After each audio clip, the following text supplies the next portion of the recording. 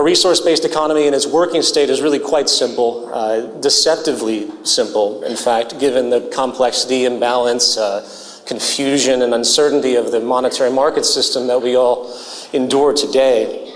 A method I will point out as I go along that is completely decoupled from the natural world, from human needs. It exists as a mere abstraction floating in the air. In part 3, objections and projections, which will hopefully be a little bit fun, I will touch upon some of the more common criticisms of this direction, along with what we, those of us that identify with this in a very sincere way, are likely to expect as this direction gains more attention across the world. I think it's really important we come to terms with the inevitable hostility, if you will, that arises when we broach the deep-seated subjects that we do. It's important to remember that we're all victims of culture, as has been pointed out by previous speakers, and while many people are indeed coming to terms with the growing social problems and do see the Zeitgeist Movement, the Venus Project, and the resource-based economy as a viable solution, there are also many that have a very, very powerful identification with the current model, and in all seriousness, view our work as an extreme threat to their identity, and it's something that, unfortunately, I think will grow. You're applauding that? You're funny. Then in part 4, I will talk briefly about the transition, something that's also been alluded to very well. I come at it from a similar angle and a little more general. The complexity and lack of predictability it holds, of course, is often elusive to those that immediately hear about this information. Of course, ask the immediate question, how do we do it? You know, changing the world is not easy, especially when the concept presented is probably the most radical social shift the species has ever faced or considered. But this is why we're here. The core interest of the Zeitgeist Movement is, in fact, actually the defining interest is to put our heads together, to work together, to figure out how to actually get this done. That's why we're here. If anyone, by the way, is simply waiting for me to tell them what to do or anyone else to guide their way, I'm sorry you're going to be disappointed. The Zeitgeist Movement is not a follow the leader movement. The only way this movement will work is if each one of you in this audience, each one of you listening to this webcast, each one of you viewing this event archive in the future and sees the merit of this is prepared to take the time and sacrifice to become an expert on this material and be able to transmit it to your fellow man in a fluid way. That's how, thank you.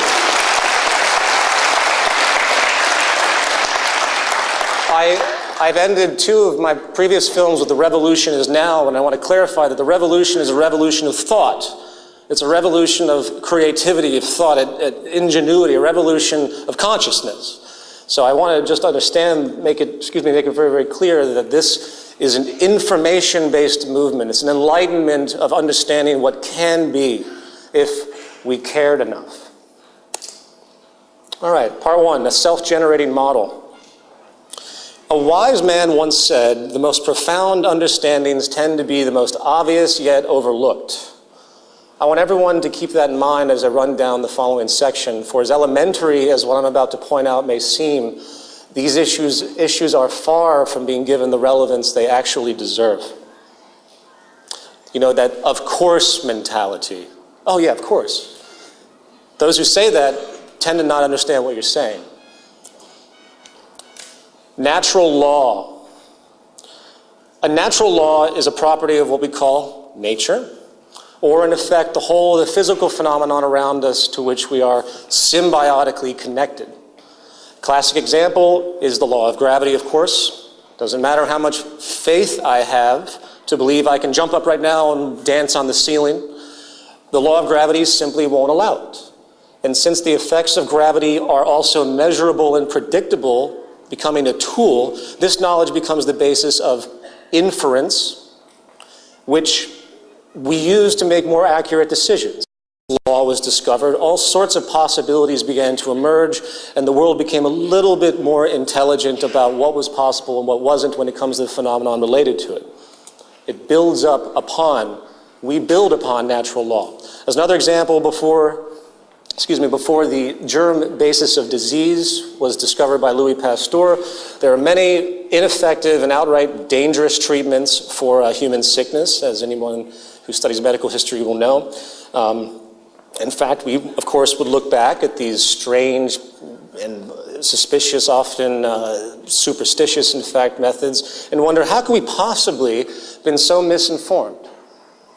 Yet, we seldom recognize this trend as a universal and how it applies to us today. Most rarely consider that many of our current modern practices might be in the same boat, to be looked back upon by future human societies, which will wonder, what the hell were they thinking?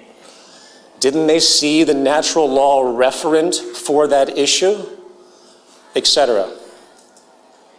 The point here is that the evolution of scientific discoveries which always originate from feedback from the natural world, constantly refine our understandings, if, of course, we're open to receive it, which is a conversation in and of itself. It creates dependable, testable reference that we can use to assist in our reasoning about a problem's solution or even invention. The process of transfer or reason from a given law to be extrapolated to an extrapolated conclusion, is called inferential logic, as if anyone's ever studied these things in college. Nearly every man-made thing you see around you in the modern world is essentially a product of this reasoning. Everything. However, there is one area of human life, which we all have to admit, which goes virtually untouched by the natural law reference and the extrapolation of this reasoning.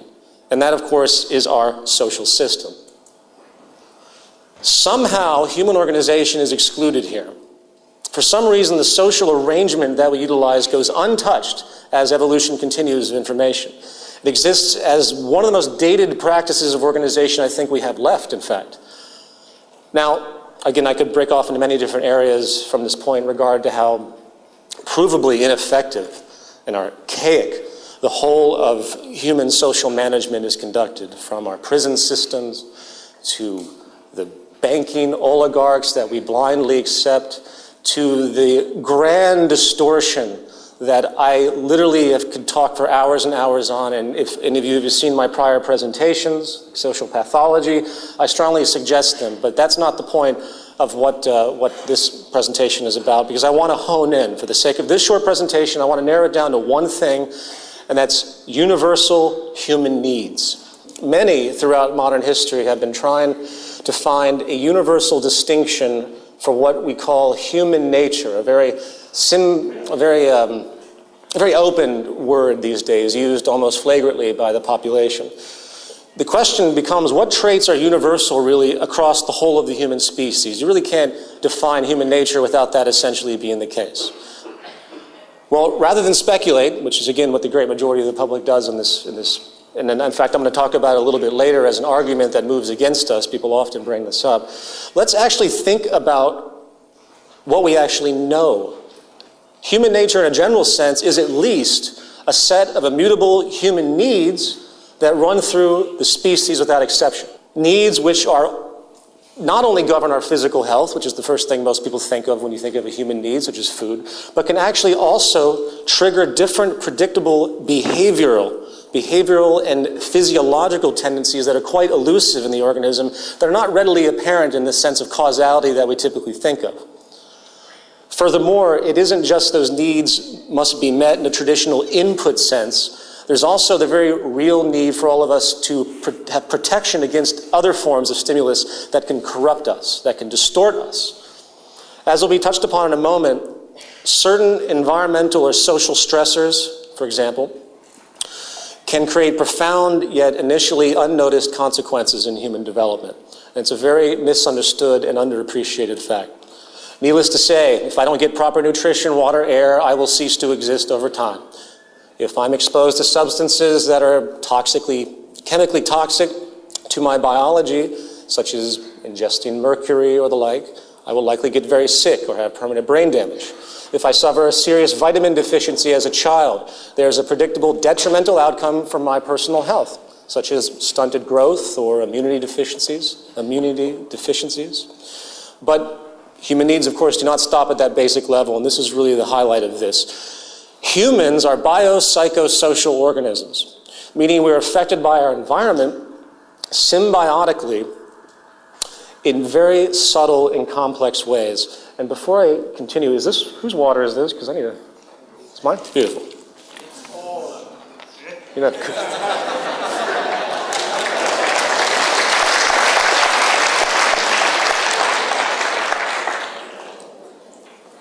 For instance, if a mother in the late stages of pregnancy suffers extreme emotional stress, flooding her system with cortisol, a stress hormone, the nervous system of that child could be predictably compromised in a negative way for the rest of his or her life. For the fetus is in a stage of learning about what the world actually is. It's a natural evolutionary adaptability of the growing organism, and it's extremely important at the earliest stages, including in utero. This goes for infancy and early childhood as well, a critical developmental period where the organism is literally being programmed, adapted to the possible nature of the world they exist in. An impression, by the way, which has been found to carry, again, for the entire life of that person in certain ways. If that critical period is met with severe negative stress, suffering, pain, abuse, that child's development, as we all know intuitively, could develop into predictable tendencies of behavior from what science has been able to teach us, propensities such as addictions and violence in later life. The point here, with respect to human need, is that the physical, mental, and emotional health of a person can no longer be considered an isolated temporal affair. We are social and environmentally connected in an extremely real way, multifaceted. In fact, as an aside, the historical absolute notion of free will, which was touched upon earlier very well, a blanket assumption which is at the core of our legal system, can only be a myth when this understanding is observed. And while, of course, genetics has its obvious place, which I will touch upon a little bit later, there is little denying now that the variation that we see in human health, disease, and in fact human behavior appears to be significantly the result of our social and environmental conditioning, highlights through human needs being met or not being met. In other words, while it's obvious that there's cultural conditioning happening, when it comes to our bare needs and the spectrum of those, it's accentuated when those distortions, when those impressions are met or not met, when we do not get what we need or we are imposed upon by something that we should not be imposed upon.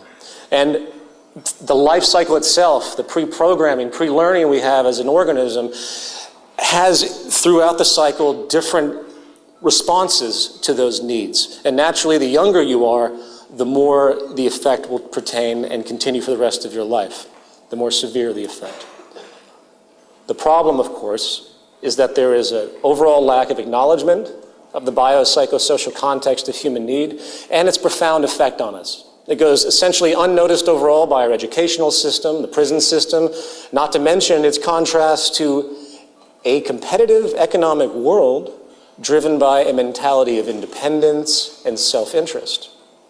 I would even go so far to say that the core idea of being responsible and caring towards each other, or even the environment, in fact, on many levels, is actually held in hostility and contempt by many that have been conditioned by the current model. Little in the world we have created today seems to reflect these very real fundamental needs. They are denied by the social institution. The bottom line here is that if we as a society actually care about the well-being of each other, and hence the symbiotic natural law aspects that create and reinforce that progressive state, we are faced with an immutable social imperative. Across the entire spectrum of what we consider public health today, we now see long-term increases overall in cancer, personality disorders, poverty, obviously, familial deprivation, crime, depression, suicides, addiction, violence, self-harm, kids mutilating themselves, obesity, and many other medical, psychological, and anti-social signposts of an out-of-balance society. Something clearly is very, very wrong.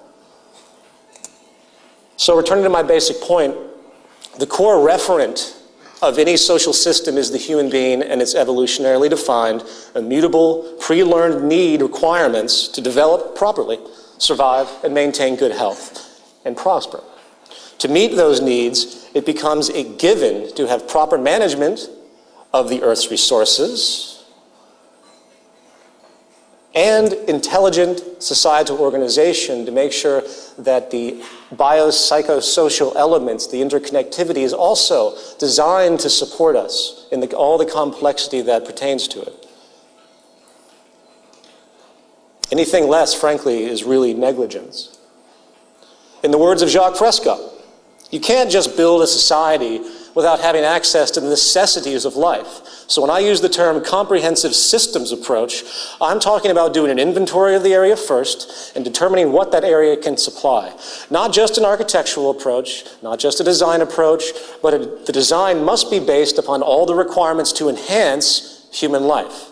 And that's what I mean by an integrated way of thinking. Food, clothing, shelter, warmth, love, all those things are necessary. If you deprive people of any of them, you have a lesser human being, less capable of functioning.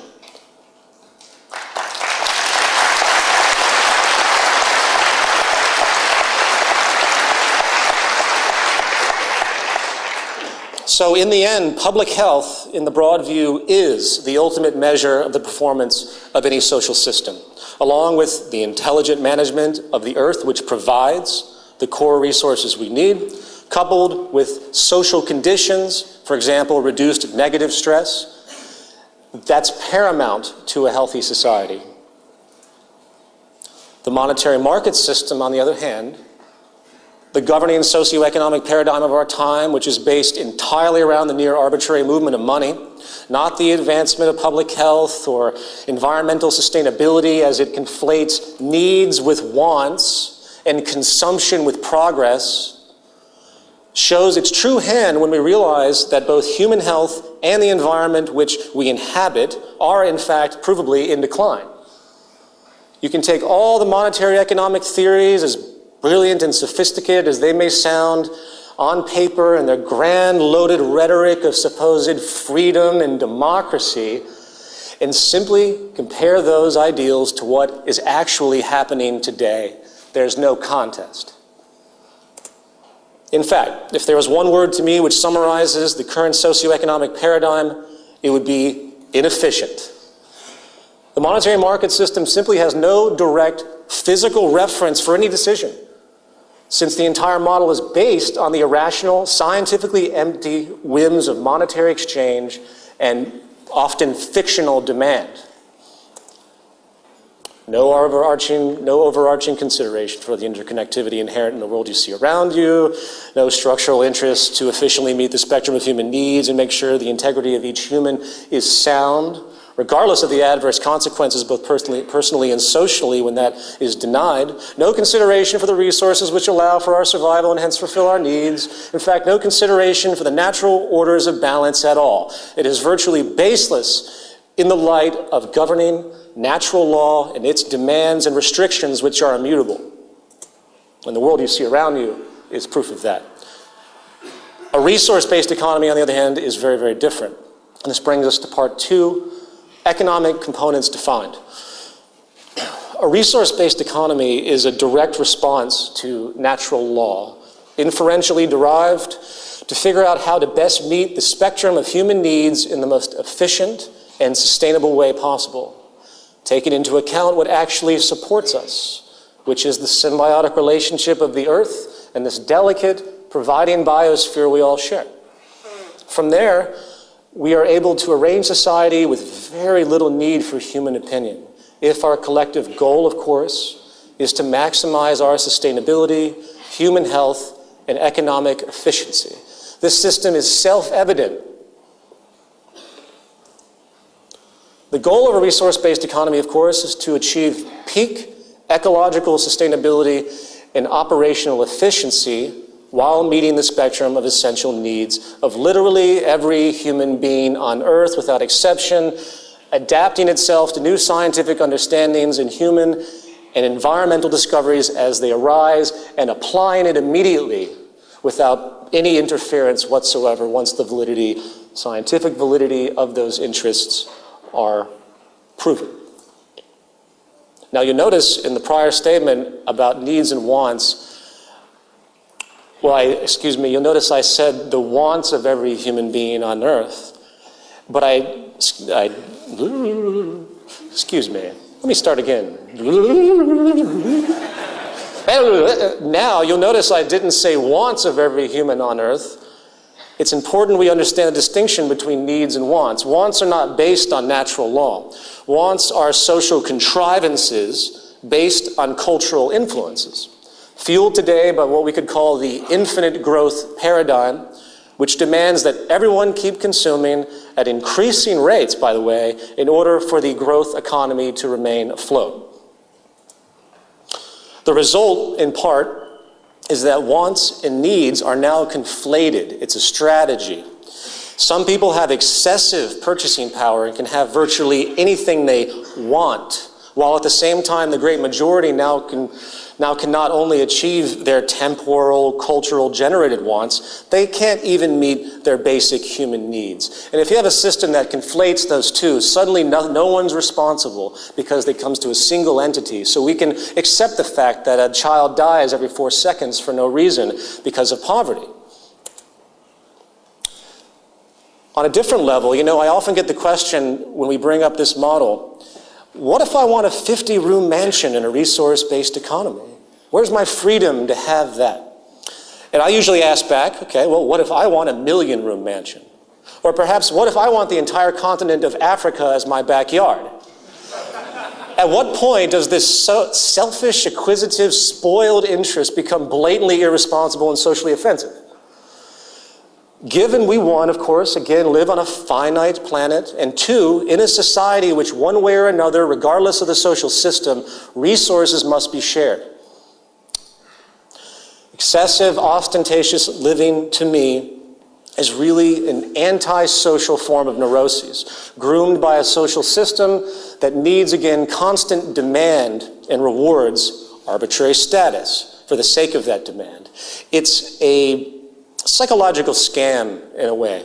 And if you will, frankly, if you think about it deeply, it's actually a form of violence against humanity itself. Now, before I run down, thank you.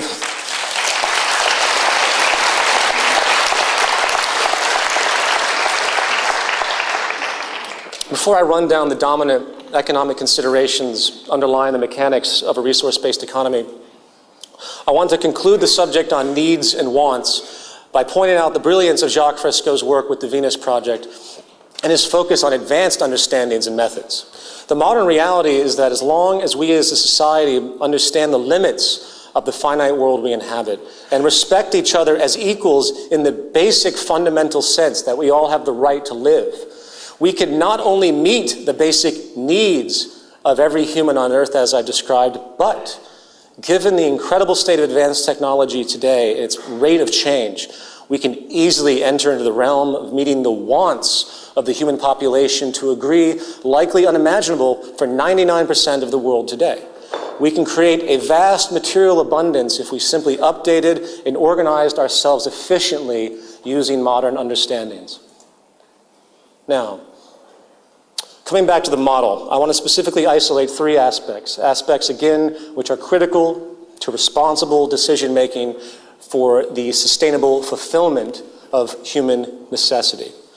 Resource accounting, dynamic equilibrium, and strategic design. Resource accounting. We live, again, in a virtually closed planetary biosphere with a set of mostly finite resources at our disposal.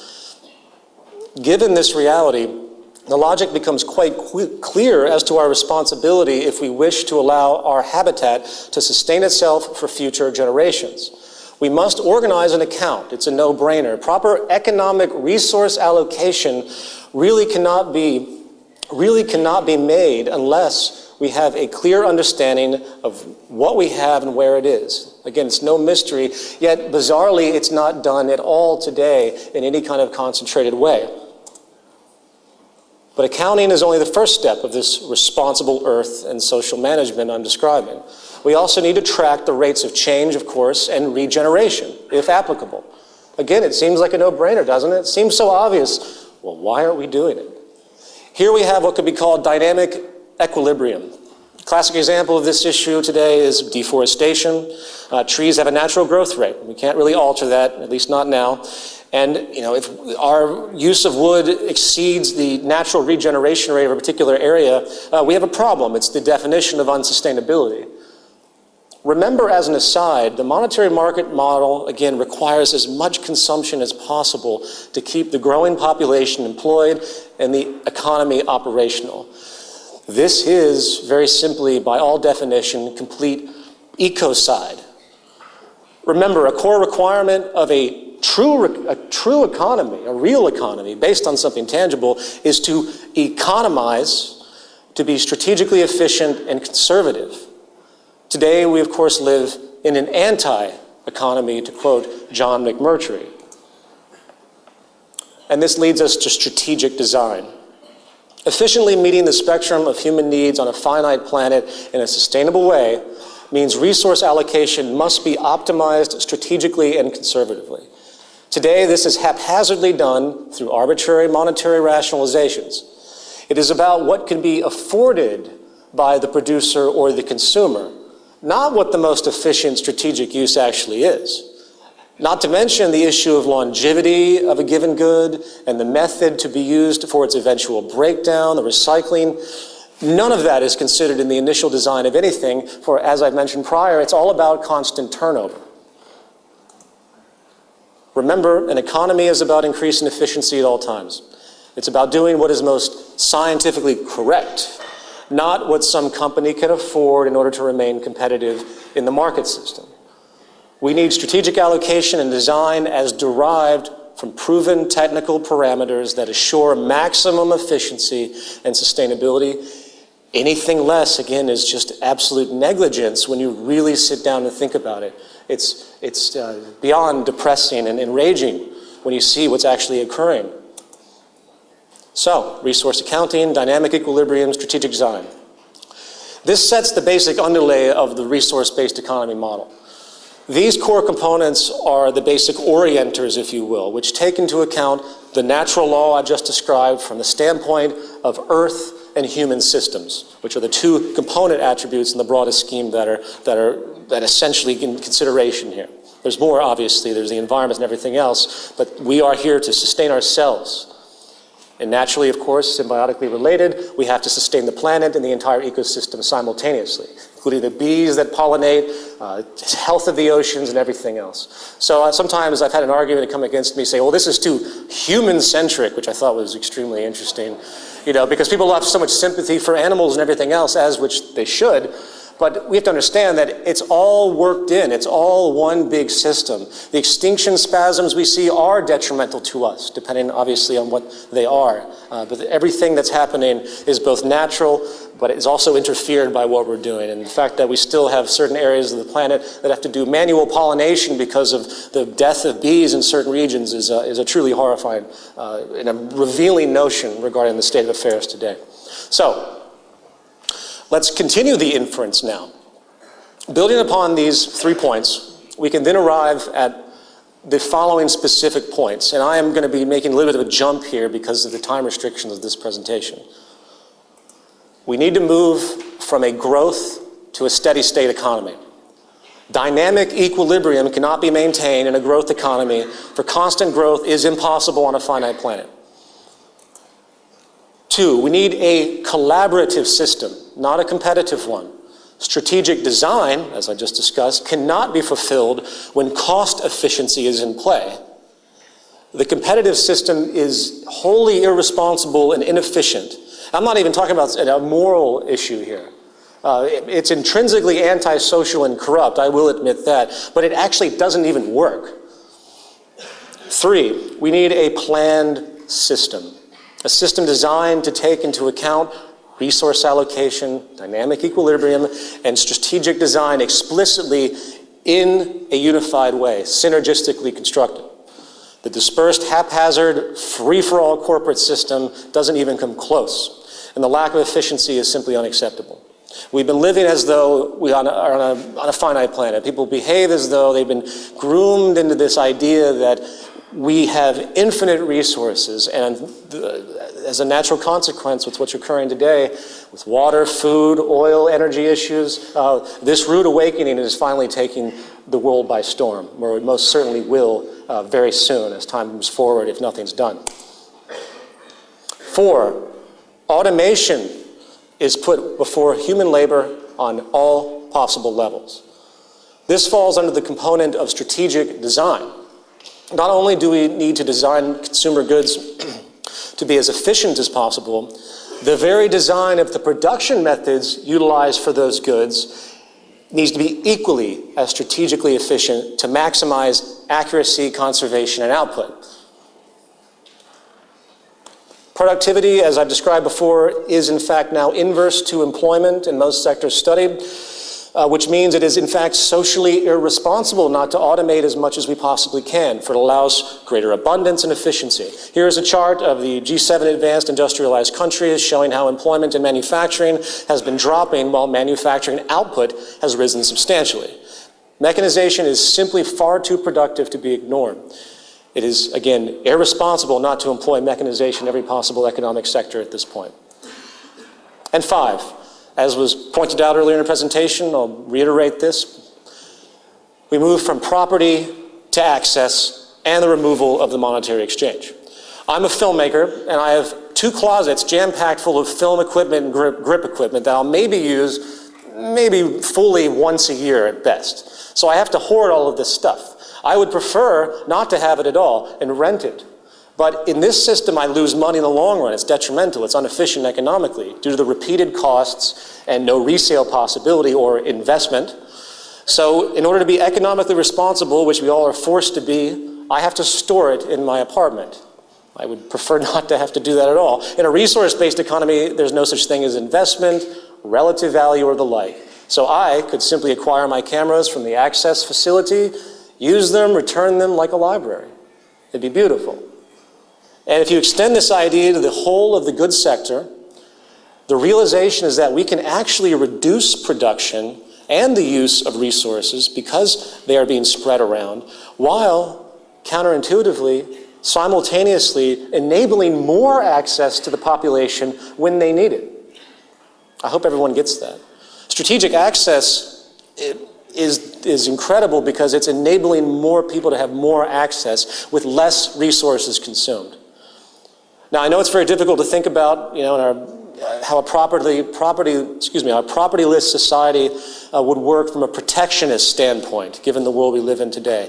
No one's going to steal your car if they know they can't resell it or if they can gain access to it themselves. People often forget why so-called criminal behavior occurs. There's reasons, and those reasons can be resolved. The system itself that we want to create here is simply designed to meet those needs. That's what an economy is.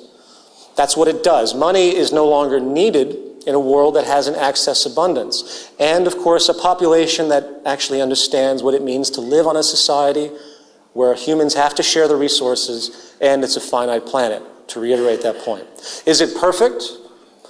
No, it's not a utopia, and there are a series of holes that even I can punch into it, but that doesn't mean they're not resolvable. It would be cataclysmically better than anything we have now, which is damaging ourselves and our environment, and is on pace to be getting worse exponentially. And this brings us to part 3, objections and projections. Now, I'm moving very quickly here. The preceding resource-based economic model treatment is a very compressed primer. Joe did a wonderful job of a more extensive treatment of this, which is similar to other lectures that have been given, and of course our orientation guide. So I want everyone I'm really happy that that thorough explanation was given, because this, if you weren't familiar with this would be very, very truncated, which it very much is. And I really encourage everyone to follow up if you have questions with all the resources that we have at the zeitgeistmovement.com. One thing I do recommend as a counterpart to the human necessity angle, the build-up inferential logical approach that I just denoted, is a section called Project Earth I did in a lecture called Where Are We Going? While there's also, of course, a truncated version of that in the film Zeitgeist Moving Forward. So please know that there's much more to it than this, but I hope the reasoning of what I've just described is coming through. My goal here in that description was to approach it from the angle of human need, which is something, unfortunately, we don't think about. Not just the human need aspect, but also the systems Earth approach and the relationship between the two and what we have to do to find balance, maximum efficiency and balance to enable as much prosperity as possible. That's the equation. That's the calculation. Now, my goal with part 3 is to not only address some very common criticisms and speculations that come up regarding what we just described and all the other materials that we have, but also to use those points to further communicate some other important issues of a resource-based economy. But before I begin, I think it's important to discuss something that's very important to me that I see rising in the community, on the internet, in my own personal experiences and interactions with people, and that is the issue of violence in communication. Needless to say, we're all victims of culture on one level or another. That means we've been influenced and groomed into certain patterns of thought by our environment. And one of the cultural staples of modern society, unfortunately, is the use of verbal violence to support one's position. And sadly, I don't know anyone who doesn't impulsively engage in this from time to time, including myself. Calling people names, might not seem as offensive as physical assault, but the intent is essentially the same. The intent is to injure, to dehumanize and humiliate. Verbal violence is just a different degree of physical violence. In fact, I'm a firm believer and have done a tremendous amount of study on the work of Martin Luther King and Gandhi and all of the initiators of the nonviolent communication movement. The goal of nonviolent communication is to try and leave the door open for others to enter if they choose to do so, to unconditionally invite them to accept you regardless of how much they actually hate you and wish to injure you on whatever level. Easier said than done, but it really is the only effective method. I state this because the nature of our work in the Zeitgeist Movement has become a magnet and will continue to become a magnet for various levels of assault. Think about it. All of us that are identified with this, we're here telling the world that what they're doing is wrong at the basic level of operation and understanding. We're here initiating a global change that exceeds anything attempted in human history, as far as I know. A radical shift away from everything the majority of people on this planet have come to identify with. So hostility is not only expected, it's inevitable. And it's very important that we all be prepared for this intellectually and emotionally and have great patience and understanding and know how to behave accurately, if you will. Thank you.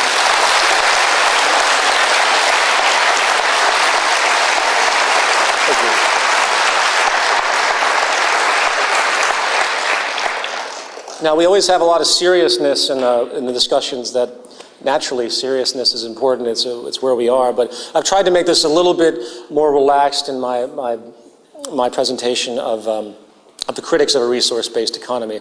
First of all, about 99% of the time, the critics of this system approach it from the standpoint of prior surface associations from history.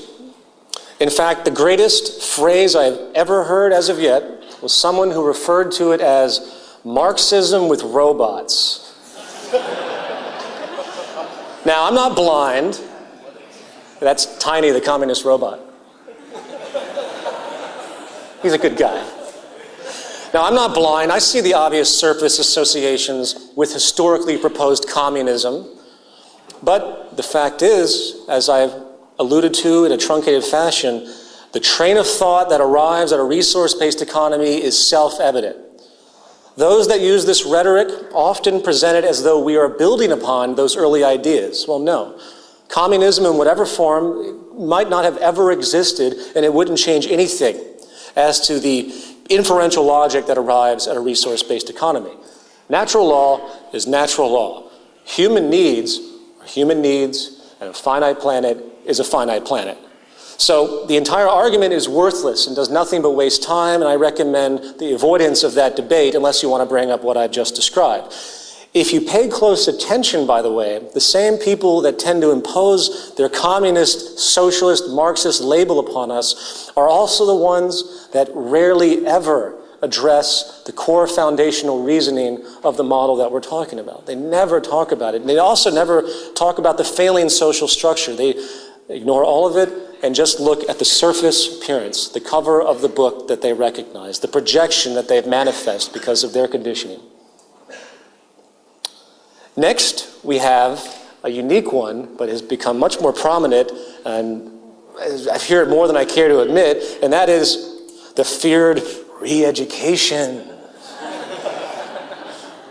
Since we speak about the need for people to shift their values into something that is more in line with natural law and show the reasoning for it, of course, suddenly we're just like the early totalitarian communists who seek to put people in forced re-education camps so they can be brainwashed into following the social system. Well, actually, anytime any known idea is overturned by new information, such as when Galileo informed the Catholic Church that the Earth was in fact not the center of the universe or solar system, re-education had commenced. In fact, the entire whole of the evolution of knowledge is the constant process of, yes, re-education, updating current beliefs. I mean, this is self-evident, but I like to make this very, very, very, very clear because I'm, well, frankly tired of hearing it.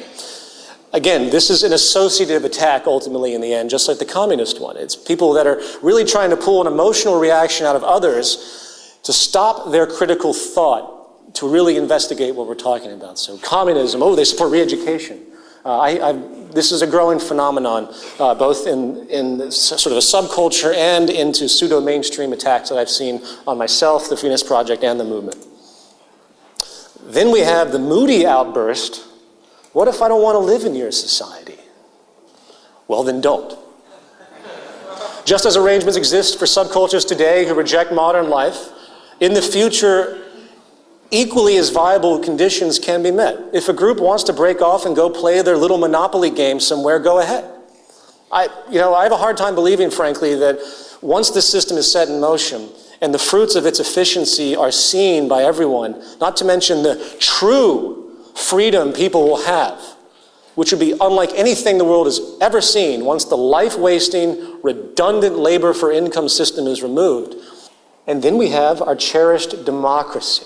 What about democracy in a resource-based economy? Well, I say, what exactly are you expecting? Wading into some voting booth every couple of years like a mind slave, pushing a button for a candidate you have zero control over once elected? It really, when you step back, you can hear the irritation in my voice because in my all sheer honest opinion, I can't believe that it's still around. I can't believe we're still doing this. The real election of relevance is not the election of people. That is a dated, bizarre notion that we think it's a give-in to really a power system. We're enabling a power system of control. We're literally, as this cartoon depicts, the freedom to elect our dictators. Because we have no control over anything they do once they're elected, and then a couple of years go by, oh, maybe we can remove them. Real election of relevance is not the election of people, it's the election of ideas. It's creating an actual system of interaction where new ideas can be submitted by everyone, and they are technically evaluated for their relevance and possibility. Please see the orientation guide that we have at the zeitgeistmovement.com for the proposed central database program, an extrapolation of modern AI understandings. It sounds fanciful, it sounds like science fiction, but these realities are coming to fruition very, very quickly. In decision-making processes, the digestion of information, even through our crude language, is becoming viable through automated systems. And it would mediate our human interaction and evaluate proposals objectively, as opposed to a political party with lobbyist influences that might see our ideas viable in a scientific sense, but because of their influence, they will override it, which happens on a daily basis. I probably shouldn't have to even explain that. Okay, and then we have collectivism doesn't work. And this is a very common one. Collectivism just doesn't work. If the core basis of collectivism, at its foundational definition, what is it really? It's simply a group of people working together for their common good as a whole. If this wasn't working, we wouldn't have business, we wouldn't have the military, we wouldn't have sports teams, we wouldn't have people working in any group effort whatsoever.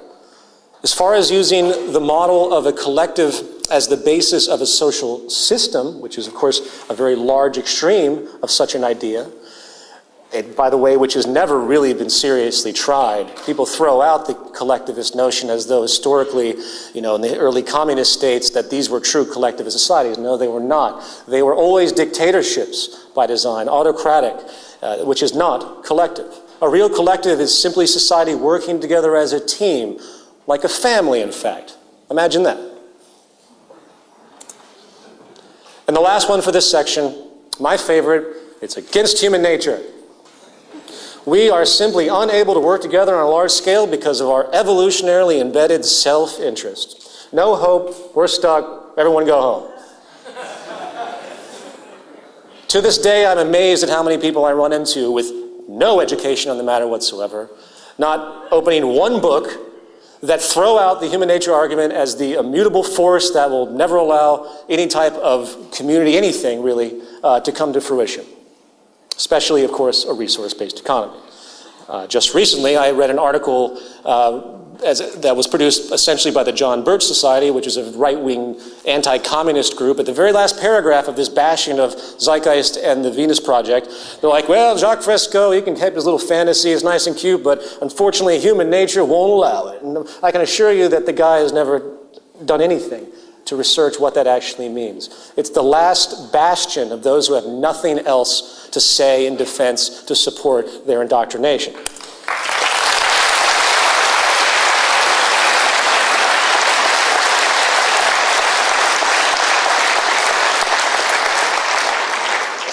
The ultimate question, to delve into this a little bit, is it against human nature to cooperate? That's the central question. It certainly seems like that if you take the narrow view of history on a surface level and you look at the tremendous divisions and conflicts throughout time. We see endless series of wars, genocides, conquests, severe competitive tendencies, of course power abuses. And given that's the pattern we recognize historically, given that we see this in our history books with no real background as to the foundation of why that occurred, it's easy to assume that it must just be human nature. That's just the way we are. Forget the environment, that's our programming. Now, that's essentially the core argument. If it's historically reoccurring, it must be human nature. However, we do see, and this is what's ignored, that human beings do cooperate extremely well in certain environments. As much as I don't like the military, it's a collective. It is a unified system working together. It is a collaborative system. They train and work together, and they do so very well. Granted, they are competing against a common enemy, so there's your division, but cooperation is existing nevertheless, even if it's isolated.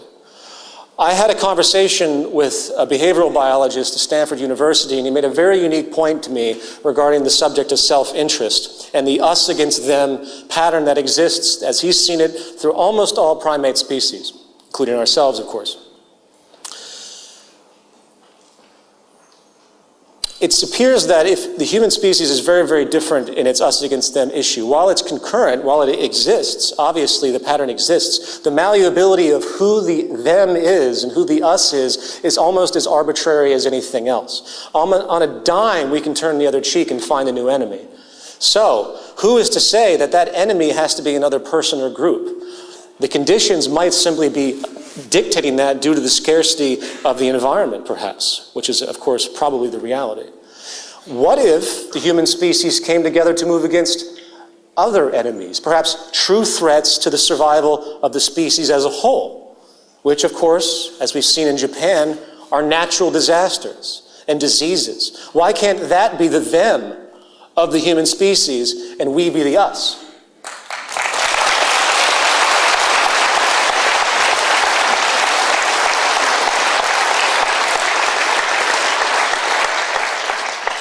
At the end of the day, the entire thing is really about the environment, and that is what navigates this. So I have no problems.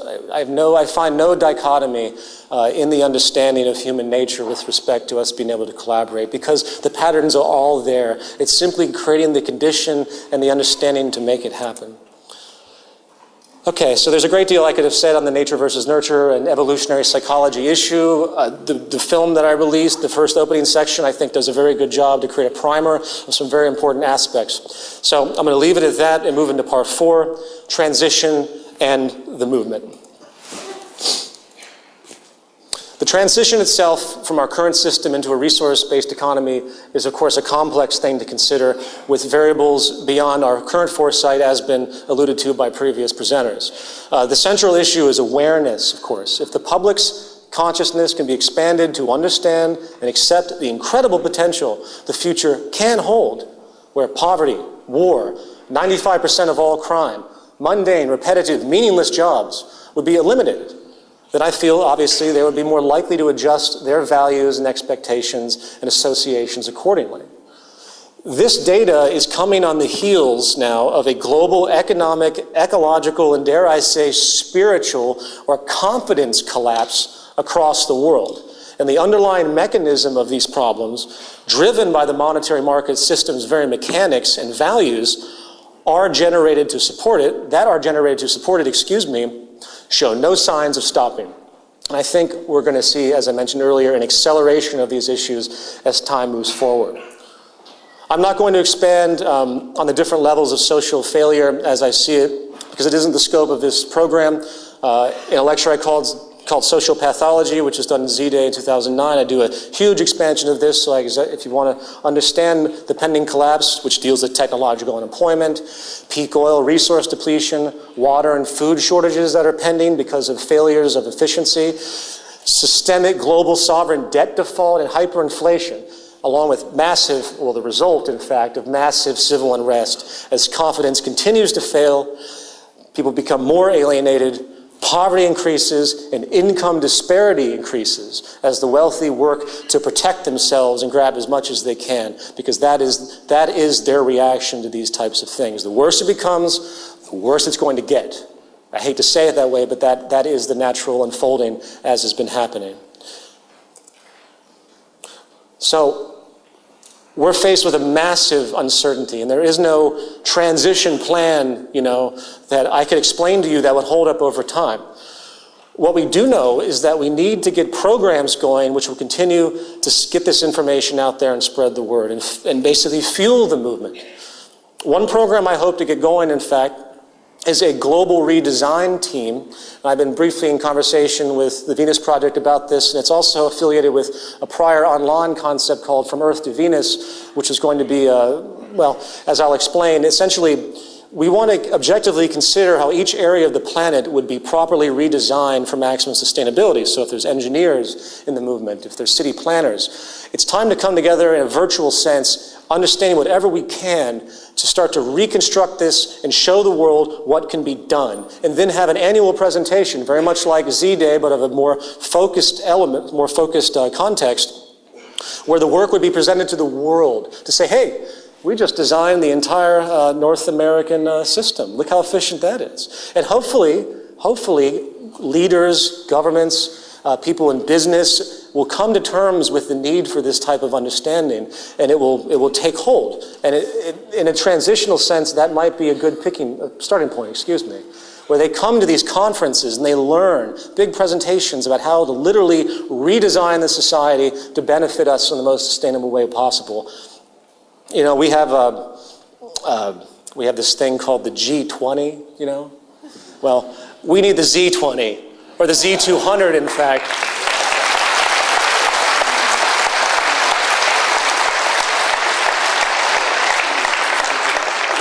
To begin to show those people and the world what a real economy actually is.